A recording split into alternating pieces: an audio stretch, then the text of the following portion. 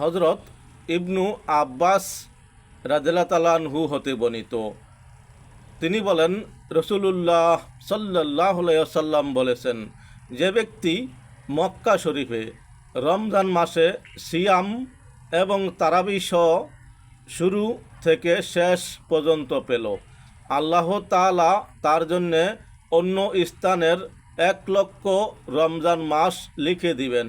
তার জন্যে প্রতিদিনের বিপরীতে একটি ক্ষমা ও একটি সাফায়াত থাকবে, আর প্রতি রাতের বিপরীতে একটি ক্ষমা ও একটি সাফায়াত থাকবে, আর প্রতিদিনের বিপরীতে একটি গোড়া বোঝাই সম্পদ আল্লাহর রাস্তায় দান করার সওয়াব হবে, আর তার জন্যে প্রতিদিনের বিপরীতে একটি মাকবুল দোয়া থাকবে। হাদিস বাইহাকি ফি শুআবিল ঈমান, হাদিস নং 3853।